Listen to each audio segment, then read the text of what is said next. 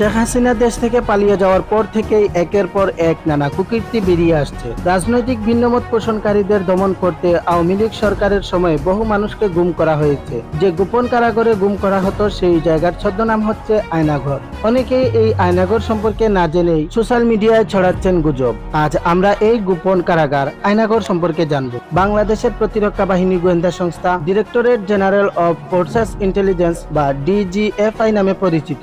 অভিযোগ রয়েছে যে ডিজিএফআই এর কাউন্টার টেরোরিজম ইন্টেলিজেন্স ব্যুরো বা সিটিআই এই কারাগার আয়নাঘরটি রক্ষণাবেক্ষণ করে থাকে। 2022 সালে সুইডেন ভিত্তিক একটি স্বাধীন সংবাদ মাধ্যমে নেত্র নিউজের করা একটি অনুসন্ধান প্রতিবেদনে আয়নাঘরের বিষয়টি সবার সামনে উঠে আসে। সেখান থেকেই দেশের মানুষ জানতে পারে যে বিভিন্ন সময় গুম হয়ে যাওয়া ব্যক্তিদের আয়নাঘরে বন্দী করে অমানবিক নির্যাতন চালানো হতো। আয়নাঘর ঢাকা সেনানিবাসের ভিতরেই অবস্থিত বলে ধারণা করা হয়। আয়নাঘরে বন্দী থাকা সাবেক এক সেনা সদস্য জানিয়েছেন, অতীতে এই জায়গাটি জয়েন্ট ইন্টারোগেশন সেল নামে পরিচিত ছিল। পরবর্তীতে একে সংস্কার ও বহির্ভূত করে আয়নাঘর বানানো হয়েছে। গুমের শিকার হওয়া বেশ কয়েকজন সাবেক সেনা কর্মকর্তা আয়নাঘরের অবস্থা প্রকাশ করেছেন। তারা জানিয়েছেন এই আয়নাঘরটি ডিজিএফআই এর অফিসের ঠিক পিছনেই অবস্থিত। এখানে কমপক্ষে 16টি কক্ষ রয়েছে, যেখানে একসাথে 30 জনকে বন্দী করে রাখা যায়। আয়নাঘরের দায়িত্বে থাকা একজন সামরিক কর্মকর্তা গোপনে এই কারাগারের ছবিও প্রকাশ করেছেন। এসব ছবি দেখলেই বোঝা যায় গোপনে এই কারাগারে কাউকে বন্দী করা কতটা অমানবিক। এখানে বহু লোককে বিনা বিচারে বছরের পর বছর, এমনকি যুগের পর যুগ আটকে রাখা হয়েছে।